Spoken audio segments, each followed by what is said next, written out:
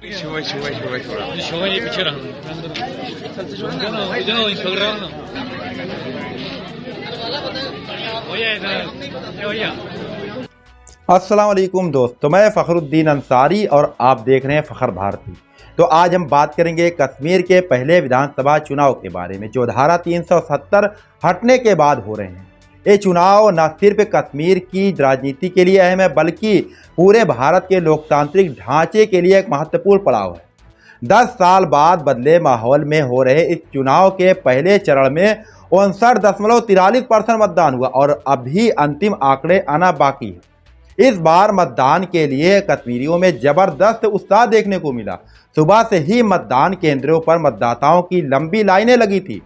खास बात यह रही कि इस बार अलगाववादी और आतंकी परिवारों ने भी लोकतंत्र में अपनी आस्था जताई। इसमें दक्षिण कश्मीर के अनंतनाग, कुलगाम, पुलवामा, शोपियां और चिनाब वैली के डोडा, किश्तवाड़ और रामबन जिलों की 24 सीटों पर 219 प्रत्याशियों के भाग्य का फैसला ईवीएम में बंद हो गया है। इस बार का चुनाव पहले से अलग है क्योंकि इसमें ऐसे परिवार भी शामिल हुए हैं जिन्होंने पहले लोकतांत्रिक प्रक्रियाओं में हिस्सा नहीं लिया था। कुलगाम से जमाते इस्लामी समर्थित निर्दलीय प्रत्याशी सयार अहमद रेसी और त्राल में मारे गए हिजबुल आतंकी बुरहान वानी के पिता मुजफ्फर वानी ने भी इस बार मतदान किया। इससे संकेत मिलता है कि भले ही कश्मीर की राजनीति में अलगाववादी धाराएं हमेशा से मौजूद रही हो, पर अब लोकतंत्र की ओर झुकाव बढ़ रहा है। इस बार किश्तवाड़ जिले में सबसे ज्यादा 77% मतदान हुआ, जबकि पुलवामा जिले में सबसे कम 46%, कुलगाम में 62.46%, शोपियां में 53.64% और अनंतनाग में 54.17% मतदाताओं ने अपने मताधिकारों का प्रयोग किया।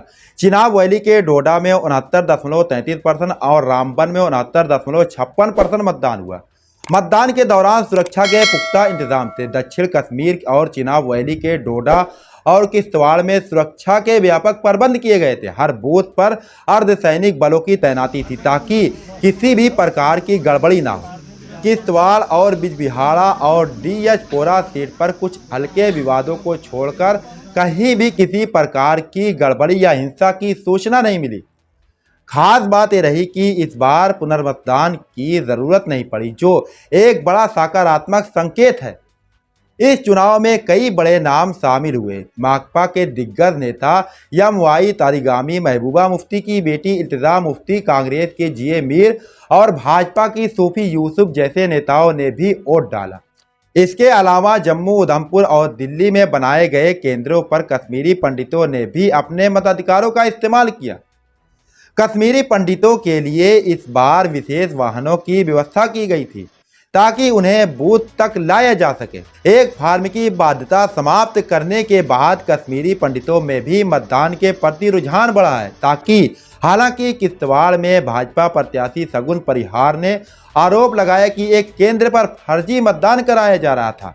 वहीं पीडीपी प्रत्याशी फिरदौस टाक ने पुलिस पर अभद्र व्यवहार का आरोप लगाया, जबकि उन्होंने भाजपा प्रत्याशी को महिलाओं के पहचान पत्र चेक करने से मना किया। कश्मीर के इस विधानसभा चुनाव ने यह साबित किया है कि लोकतंत्र में हर किसी की भागीदारी महत्वपूर्ण होती है, चाहे वो आम नागरिक हो या अलगाववादी। विचारधारा रखने वाले लोग धारा 370 के हटने के बाद इस चुनाव को लोकतंत्र के प्रति कश्मीरियों के विश्वास की कसौटी के रूप में देखा जा रहा है। फिलहाल पहले चरण का मतदान सफलतापूर्वक संपन्न हो गया है और हम आने वाले परिणामों का इंतजार कर रहे हैं। फ़खर भारती के साथ बने रहिए ताकि आपको मिलती रहे ऐसे महत्वपूर्ण खबरें। तो दोस्तों, अगर आपको ये वीडियो पसंद आया हो तो वीडियो को लाइक कीजिए और शेयर कीजिए, और अगर हमारे चैनल पर आप नए हैं तो चैनल को सब्सक्राइब करना ना भूलें। जय हिंद, जय भारत।